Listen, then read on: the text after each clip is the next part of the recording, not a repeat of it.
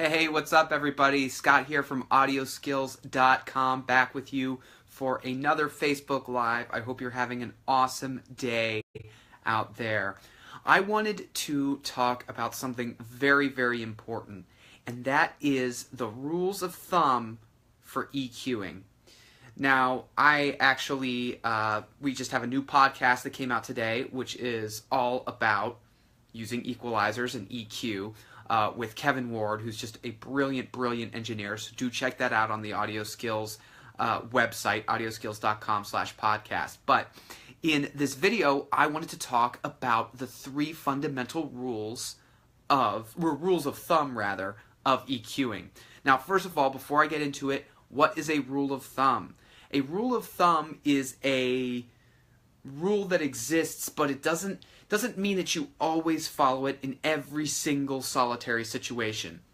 A lot of people get confused with rules of thumb, and they think that that means that there's only one way you can do something in mixing or production. People think, well, that there's this rule here, so I can never break it. That's not how mixing works.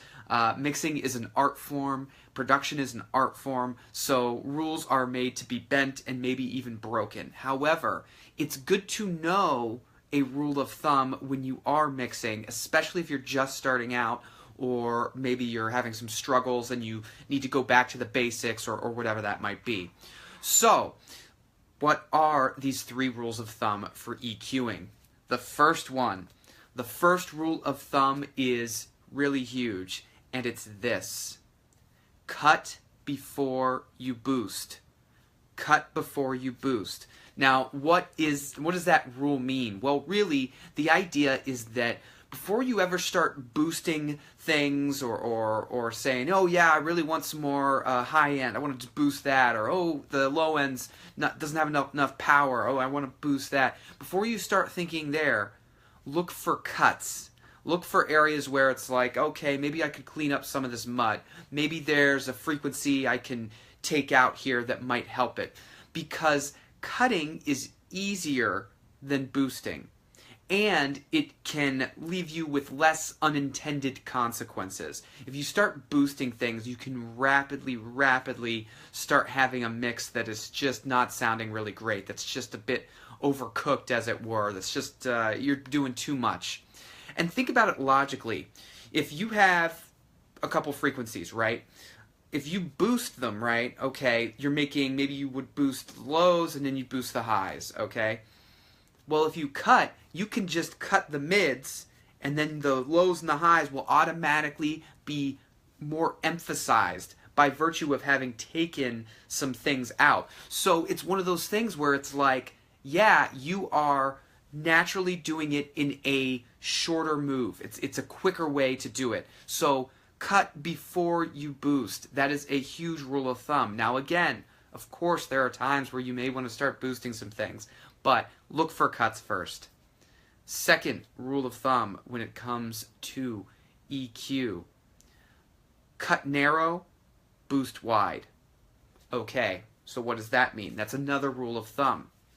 In general, when you are cutting, you want to have maybe a more narrow Q, that width, right?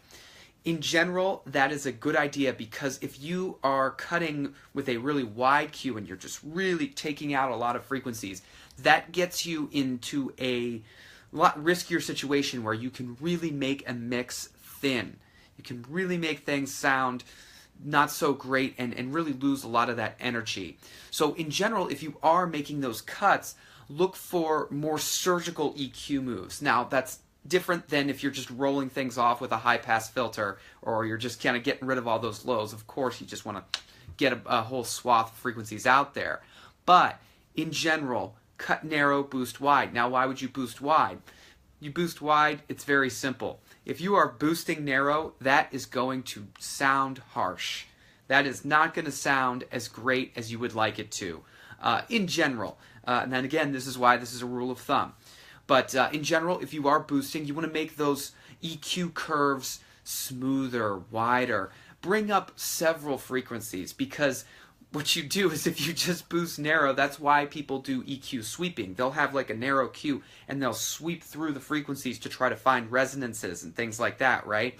Well, that's what you would do for EQ sweeping, but if you're actually trying to boost things, you would not want to have such a thin Q. You want something that's wider. Again, rule of thumb. The last rule of thumb, the last one is do not only EQ in solo mode. Do not only EQ in solo mode. This is so huge, and I know a lot of beginners struggle with this. I know I struggled with this, and there's that temptation to just, oh, I want to EQ it, and I'm just going to fire up my vocal in solo, turn off every other track, and just EQ and work on that. Or I'm just going to work on that kick drum, and I'm just going to EQ it in solo.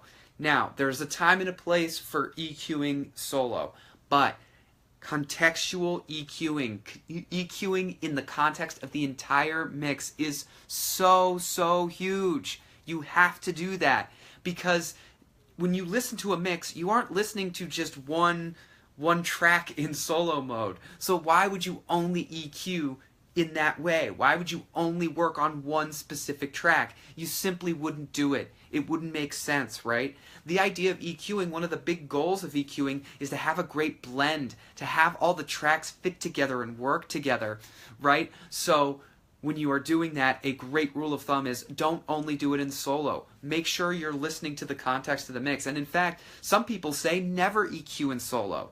Now, I wouldn't go that far, because I do think there is value in going in and really dialing in on one track if you've got some issue with it, some mud, whatever it is.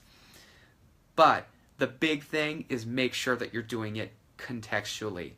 Contextual EQing is so key. So those are 3 rules of thumb. Now, of course, I could probably list a few more. I'm sure there's someone out there that might comment or think, well, use your ears, like that's a rule of thumb, like it's some revolutionary thing. Of course, you should be listening to your music and really thinking and hearing what you're doing when you're EQing. But those 3 I mentioned, I think, are the big rules of thumb when it comes to using an EQ. So yeah, that's the video for today.